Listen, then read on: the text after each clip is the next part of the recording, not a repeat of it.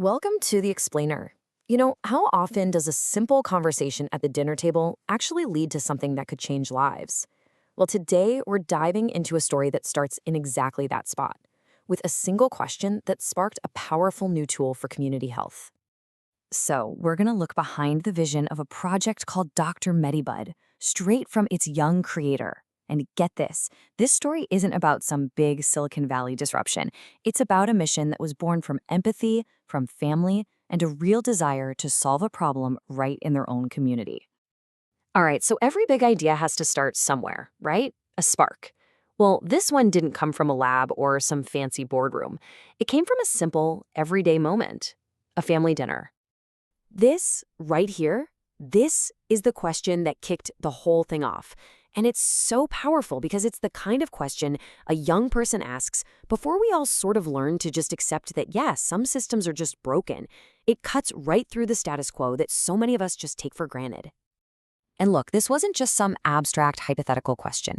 It was rooted in painful, real-life stories. Families having to travel an entire day just to get to a hospital, or putting off checkups they couldn't afford, sometimes with absolutely devastating consequences. These aren't just logistical hurdles, they're human crises that gave that dinner table question its incredible weight. So, seeing that reality firsthand, well, it sparked more than just empathy. It sparked a full-blown mission. The focus totally shifted from asking why things are this way to how can we actually fix them. And that led to a really clear mission. And the key phrase here, the one that changes everything, is human-centered. This isn't about building tech for the sake of tech.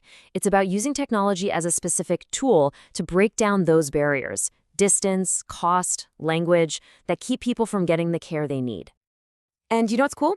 This mission wasn't just a goal on a to-do list. It actually became a core part of the creator's identity.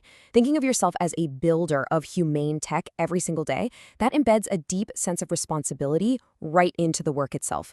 That's a promise, not just a project. Okay, so you have this amazing mission, but what does it actually produce? Well, the result is a tool called Dr Medibud. So here's how to think about Dr Medibud.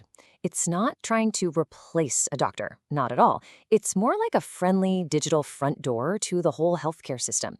It's designed to be that trusted first conversation, one that listens, asks smart questions, and then gently points you in the right direction to help you navigate what can be a really confusing journey. When you look at the goals here, you start to see a really clear theme emerging. This isn't just about diagnosis, it's about education and prevention too. By making it free and available in local languages, it directly attacks that digital divide we were talking about earlier. But honestly, that last goal, that might be the most important one of all. It's proof that a young person with an idea can build technology that genuinely serves their community. Okay, but let's be real. A tool that deals with people's health, it needs more than just good code, right? It needs a really strong ethical foundation. So let's take a look at the core values that guide how this thing is built.